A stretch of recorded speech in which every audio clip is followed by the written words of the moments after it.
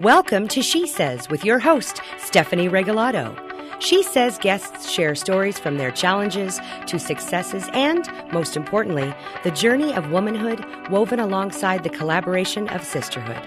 From self, love, friends and family, to hot topics, career, and world views, Stephanie and her guests discuss matters with utmost openness and honesty. So let's hear what she says. Here's Stephanie.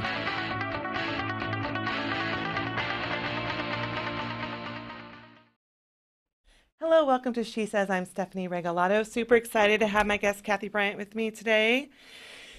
Hi. Hi, Stephanie. Welcome. Thanks. Well, you have been known in our community for a long time because you're a real estate superstar, and your niche is helping seniors in particular and aging adults. What has that process been like for you over the years? Oh, it's been amazing. It's just such an honor to be able to help them through the process of moving from their longtime home to whatever new living situation they're going to have. So it's truly been an honor. I imagine that's such a daunting experience to consider moving out of your long-term home. But there are a multitude of reasons why you need to downsize or move to a different space. I mean, it could be just that the home environment no longer works for you. You know, you might not be able to be in a situation that you've been in for years because the stairs are there or the laundry's in the basement. Right. Or you could feel isolated that no longer people in the neighborhood are there. Or your family is no longer in Spokane, which happens so often. People graduate, they move away. Now they're living in Tallahassee, Florida. Yes. And something happens and then they need to come back and help their parents. Yeah. That's amazing work that you've done. I'm just in awe of the work that you do and how well you care for your clients over the years. So, well, it's easy. They're wonderful people, most of them. Yes. And you have many passion projects as well. And today we're talking about Feed Spokane. You've been on the board for about 3 years now. That's right. And what is the gist of Feed Spokane? Well, Feed Spokane is really pretty, it's basic. We rescue food and we give it to those who need it. Through a coalition of members that belong to Feed Spokane, we rescue the food from different restaurants or caterers, and we get it to our warehouse, where every Monday the different coalition members, and there's about 20 of them now. We would love to be able to grow and have more, but currently there's about 20, and they come on Monday morning and they pick out the food that we've rescued for the week. And then they take it back to their facilities and they prepare meals for whatever they were able to glean from what we had. They prepare the meals. And it's hitting about 16,000 meals a week. That's correct. That they are able to provide through the work that Feed Spokane is doing by rescuing this food that otherwise would just be thrown in the trash. That's right. And it kind of makes me nauseous to think of that. It makes me sick to think of it. Yeah. It just, all of the food that is thrown literally in the garbage every day from restaurants and caterers. And it's such an easy thing for restaurants to do. And of course, they don't know it. Right. You know, like so many things, we don't know what we don't know. Exactly. You know, we just throw the food away.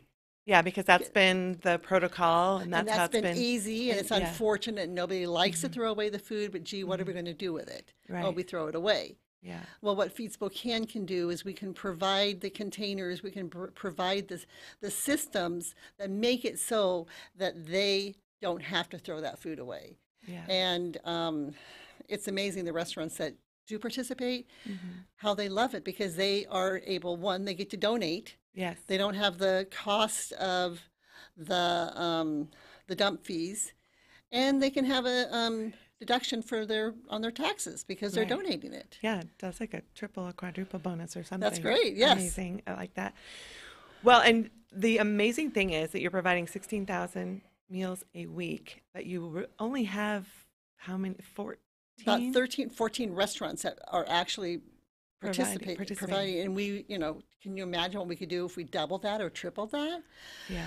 Because there's so many who are still going hungry, and to be able to have the ability to be able to give them food, free, healthy food, vegetables and protein. Right. That and there are times where we don't get enough protein. So Feed Spokane, through our donations that we've been able to make in different fundraisers, we supplement it with protein that we at Feed Spokane purchase from our funds. But the amazing thing is that we have rescued 192,000 pounds of food annually. Oh my gosh. Yeah. So if you think about that, that's 192,000 pounds, and that represents $326,400. Oh my gosh. Of food that would have been thrown away. And that is, you're only barely scratching the surface. Just the surface. Of what you can rescue with that amount. So to think about how much was actually thrown away and the dollar value of that. Again, it all goes back to being very nausea-inducing when you think about how much waste tons there and is. Tons. Yeah, well, I'm excited, and one of the reasons why I wanted to have you on to talk about Feed Spokane, because your relationships are with the restaurant and food industry. However, consumers choose every day, vote with their dollars every day, and I think that we care about our community, and we can also start making sure the restaurants that we like to dine in are doing good with the food that isn't served by donating it. So I want people to start asking restaurants if they're involved with Feed Spokane. Well, you know what's wonderful that you say that is, and we're going to be doing something new, and we are actually right now in the process of having some door stickers made where it says, excellent. We proudly support Feed Spokane, and our website at the bottom. Very simple little 4-inch squares that will let restaurants say that, hey, we support Feed Spokane. They'll be able to put them on their doors, and people will know that. And that's a great way for them to be, someone walking by and say, wow, I want to support that restaurant because they support Feed Spokane, which means that food is not being wasted. Absolutely. I want to back up a little bit because this is food that has been prepared but not served. Correct. And not put out. So this isn't food that you left on your plate. That never. I mean, that is trash. No, that is trash. That gets thrown away. Yes. Yes. So like if you go to a catered event, and you know, the people, the wedding, they thought 200 people were going to come, but sadly, you know, the bride only got 50. That actually happens sometimes. Oh yes, yeah, it does happen. And with RSVPs these days, and the lack of people's true courtessy about just saying yes, I'll be there, and really be there. Yes. Yeah. So they end up with 150 meals that could be thrown away. Holy cow. But if they haven't been put out, they're still in the caterer's containers. Right. Those are the sort of meals that we can rescue. And we will. All they have to do is let us know. Yeah, and you come pick it up. And we'll come and get it. And we you have take care of it 2 from there. refrigerated vans that will be there. We'll pick up the food and we'll get it where it needs to go. And those entities, often in the industry, they're concerned about what happens with the food they've touched, if it goes on and is mistreated some way, and they may get sick. But they are protected. They are protected by the federal Bill Emerson Good Samaritan Food Act. And that's basically, in a nutshell, saying that if they are donating the food and it's out of their hands, then the food is donated for donation, then they are safe. Yeah. And you guys take such incredible care to make sure that food stays healthy as well. I mean, investing in these refrigerated vans was an incredible expense in the first place. Yeah, it was a big expense. We've had one for years. It's an older van, and we just got a new one this last year, so we're really proud of our new van. Yeah. It's bigger. It's a great van. I can't believe I'm talking about a van. Like it's so no, but it allows but you. It allows us to do even more of what we need to do. So what we do is we get to whatever restaurants that are going to donate, we get them the big metal caterer containers, metal pans, and they have them on stock. In their shelves. And then if they're chicken or whatever, you know, they can only leave it out for so long. So then they take it, they put it in these containers, they flash freeze it, put it on a shelf in their freezer, and when they want us to come pick it up, we'll pick it up. Okay. And so it's really a really simple system. I mean, their employees can, instead of throwing it away Right. in the garbage, they can just put it in these things and Yeah. flash freeze it, and it's done. Mm-hmm. Through Bozzie Media and the magazine, we throw a lot of events, and oftentimes at the end of the event, and we always have them catered, of course, I've gone in and I see how much leftover there is. Even though we always have our numbers, there always seems to be some food left over. So a few times, I can't stand food being thrown away. I've taken it home to my kids. Good for you. Well, I know, I'll take that. It's not going to go to waste. And whether there's a sporting event or not with my kids, it's like, okay, kids, we're going to eat this. And they're like, well, we can't eat all of it. It just seems so silly now when I look back of how that food can go to such an amazing mission. And humans are so much better able to function and even consider getting back up on their feet and looking for employment or taking care of their children. And you provide food for a lot of children within these numbers, those 16,000. Because a great deal of, it says that more than 30% of single female households in the Spokane area are living below the poverty level. Yep. So about a third, roughly. Mm-hmm. And I don't know how many households are single female households. I'm guessing it's pretty high from my understanding. I'm a single female household. So I was for many years. And a lot of my friends are. Yeah. Yes. Well, we are going to take a quick break. And when we come back, I want to hear your personal story and why this is so important to you and a few more things about it. Okay, great. So we'll be right back after a moment. See you tomorrow night, and thanks again for taking care of the painting. I got this. Bye.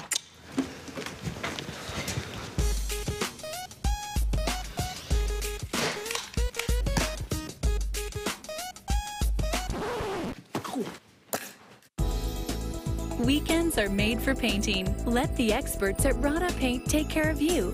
Hi. This looks amazing. Rada Paint, over 80 years of quality, tradition, and trust. Find it in every can.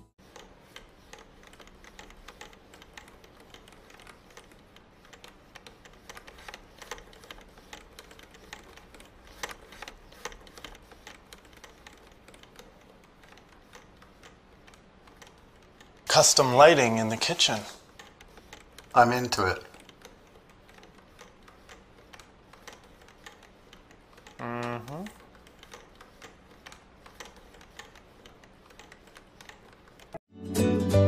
To help you be safe, Washington state law requires you to call 811 2 full business days before you plan, for example, to dig, drill, plow, pull from, or pound anything into the ground. Be prepared to provide the operator with the correct address, cross street, and a description of your work. You must mark the dig area with white paint. The operator will inform you of the utilities notified of your impending excavation. Wait for all their marks. Be safe and dig with care.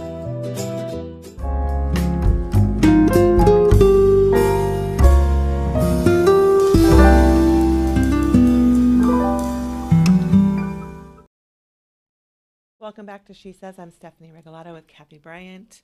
You have more, this is just more than a passion project for you because it's deeply connected. Can you share your story about why this is so important to you? Sure. Way back many years ago, yes, when I was a very young single mother, I had 3 kids by the time I was 23, and I was single pretty soon after that. Yeah. And so I, was working minimum wage, and yes, I had a job, but boy, trying to get my 3 kids fed was pretty tough. And so I would go down to the Salvation Army, do the food line, go to the food banks, get cheese, get potatoes. To this day, I'm not sure if my one son will eat potatoes. We ate a lot of potatoes. I don't know how healthy that was, right. But it filled him up. Yes. And that's what I needed to do. Yeah. And I had a friend whose father was a pig farmer. Mm-hmm. And he used to go to the grocery stores and get all of the produce that, that they couldn't sell anymore. And before he gave it to the pigs, he would let me go through it. I think about this now, and I just can't believe. But I was so excited because I remember getting grapefruit and tomatoes and stuff that I never could have gotten. I never could have bought it, and I did this for years. Yeah. And it's kind of how my kids and I got through, those lean years. Yeah. And I remember at the time thinking that if I ever get to the point in my life that I can do something, for somebody who's in my position to be able to help them, like somebody helped me, because I don't know how I could have got through without the Salvation Army and this cute little pig farmer, who let me share that food with my kids. All right.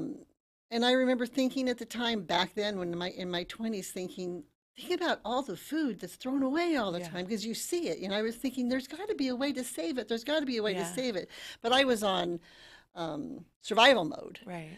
And I wasn't in a position at that point in my life to be coming up with something like Feed Spokane. Yes. And then I fast forward many years, and I was in a position to be able to give back. And I ended up meeting the couple of the board members on Feed Spokane, Chuck and Stephen, and we kind of bonded over stories, and they asked me to become involved in Feed Spokane, and so that was about 3 years ago, I think, and it's just been such a pleasure and an honor. It's just I've been on other boards, and this is a really truly functioning board, and it's a great nonprofit. So it is more than just a passion project. What is it, going back to that time where you were able to bring food in for your family through different means, just straight and from the grocery store? What did it mean to you as a mom to be able to provide that food at whatever it took for you? And how do you think that helped you continue to grow out of that space in your life and become so super successful as you have in life? Well, it made me feel stronger, I mean, it made me feel like I can do whatever I need to do to feed my kids and feed myself. And we are going to make it through this. And that's why food is so important, and if we'd only been eating those potatoes, we would have survived, I suppose. but it wouldn't have been at the level, my kids all thrived, and they all did great, and they're all, grown and successful, and, they all have kids of their own. And so it's such a basic human need. I mean, you think as soon as a baby's born, if a mom is going to breastfeed, they try to get the baby to breastfeed as soon as possible. Right. So it's that immediate, but the bonding, all of that comes from gathering around and having a meal. Right. And it was and so being cared for that way. And it was so special to be able to, the days that I was actually able to get, broccoli or vegetables and things like that to give to my kids.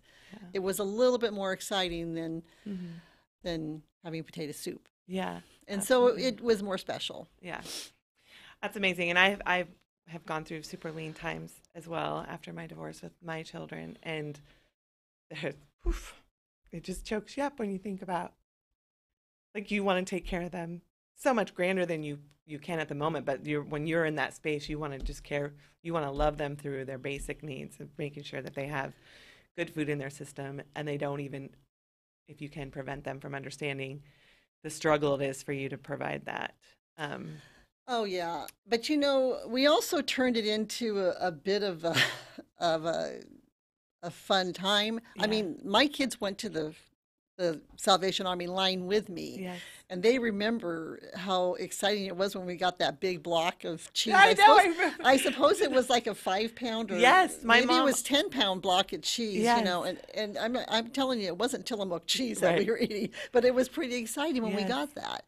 And so they actually somehow have good memories about that. Not that they were somehow the poor little low-income children who had to go down there and get that. But because I've talked to them about that since now that they're adults, and I've asked them, and fortunately none of them have been in that position where they've had to, but they do have good memories of that because it was food. Right. Well, and one of the most amazing things too about all of the coalition members that work with Feed Spokane, as well as a lot of people in our community who are running nonprofits and feeding people and closing those gaps of food scarcity in their lives. They do it with such incredible dignity, pride, dignity, honor, all of those experiences. So when the families come to get their food, or whether it's people that have drug addictions or people that are on the streets and homeless, it's a place to come to just sit with your community, be taken care of, and feel honored. Right. It's not something there's not a negative connotation when it's coming from the heart and from those coalition members. And I was super excited because I got to join you and Chuck Monday morning to see how the distribution process went. And I believe Chuck told me it was organized chaos. And for a moment I was like, no, it's just chaos. But it all worked, no, it's didn't it? organized, and Yes. there's a method to the madness, and it's incredible to see all these entities come in who have a heart for their people and know who they have to feed, and they have to become creative with whatever's presented to them. Right. But they all work so well together. Yes. There's not a drop of greed in any of them to None. grab more than or go after something maybe they wanted but it ran out of. They're like just on to the next thing, what is available. Right. And it was such a cool process. It's amazing to see watch. them go through that. And it's also amazing that from start to finish, it's like, how long? Half hour. Do they like a half hour? Everyone rushes upon the scene, and then poof, everyone's loading up their cars. And it's so fun to see because a lot of these are volunteers. They all are. Yeah. They're They're volunteers for whatever Yeah. coalition that they're coming from. And it could Yeah. be, the Audubon Park United Methodist. It could be Cup of Cool Water. Yeah. Just- Share some of our Sure. of Off-Broadway Family Outreach, Northwest Bible Church, House of Charity, Women's and Children, Union Gospel, Valley Assembly, and there's about 20 of them that come every week, and they get their food that way. Yeah. Do we have a list in front of us of who some of the participating restaurants are? I know Arby's has been. Arby's is huge. Yeah, they've been a big one for a long time.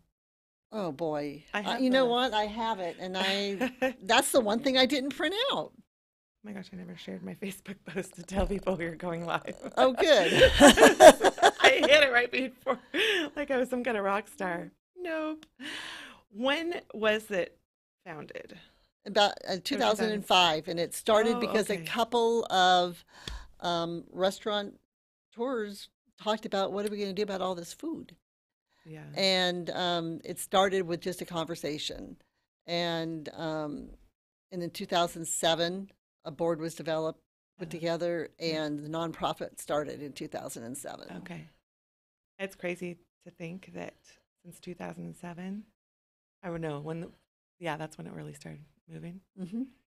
But there still aren't that many participating Right. restaurants. Well, you go out and you go in the community and you talk to them, and we all have our little board cards where we can, leave them and talk to the people and say, I'm, a board member of Feed Spokane. Would you like to hear more? We'd like to be able to share with you how, you can be a participant.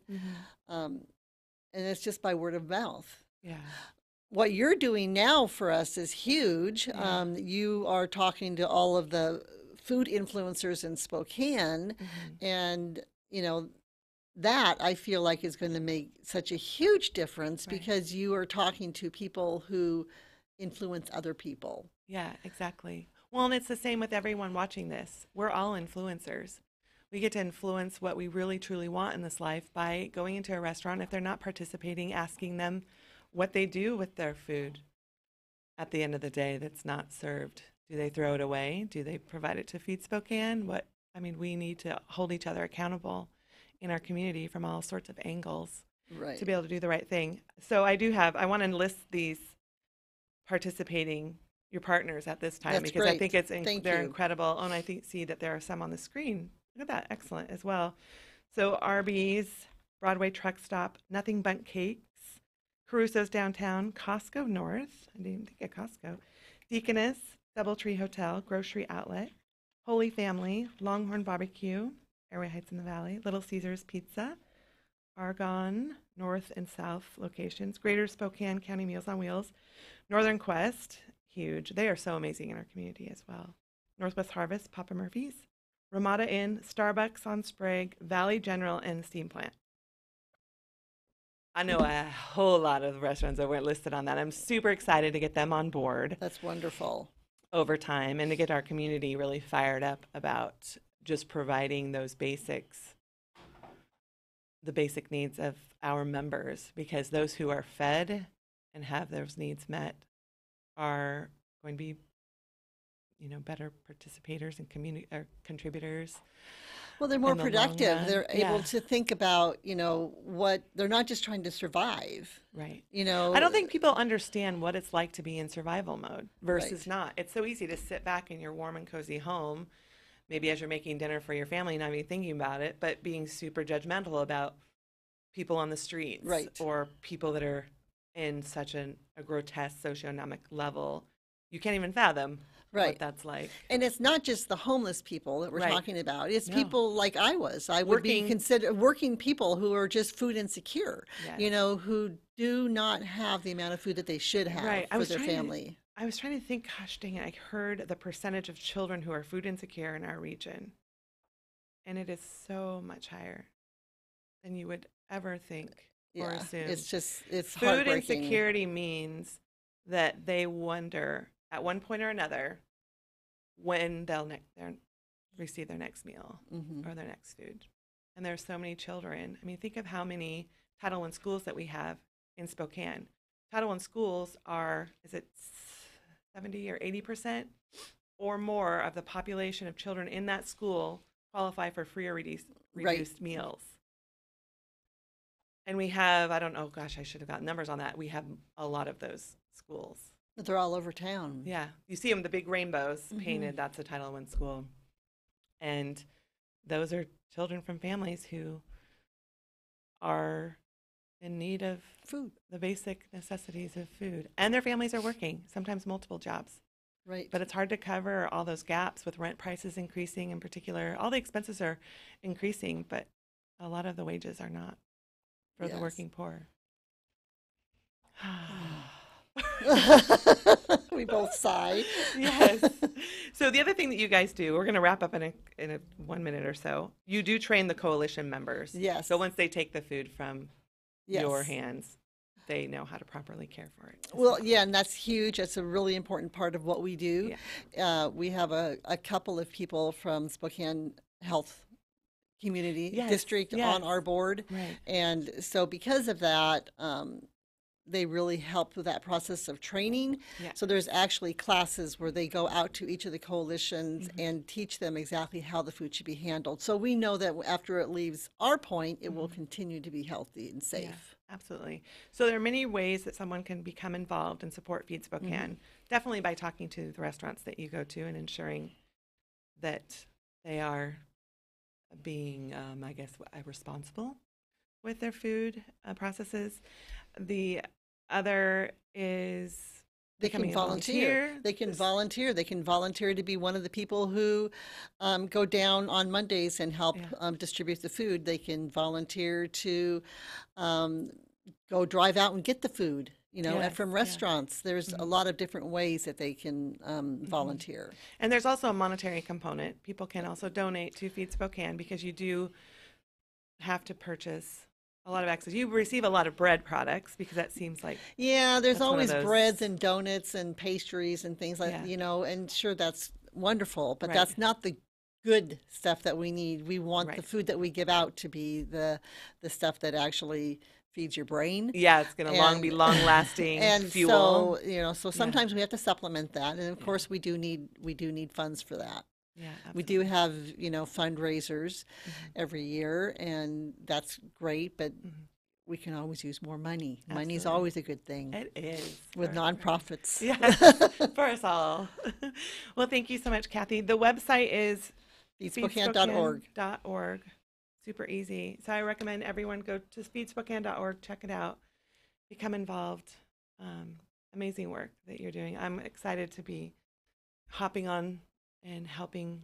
Oh, we are so With the excited. process as We well. are so excited to have you on. Thank you so much for having me on today. You're It welcome, was a Kathy. pleasure. Thank you. Thanks for joining us, and we'll see you next week. She Says is produced in Spokane, Washington by SpokaneTalksOnline.com, which is solely responsible for its content.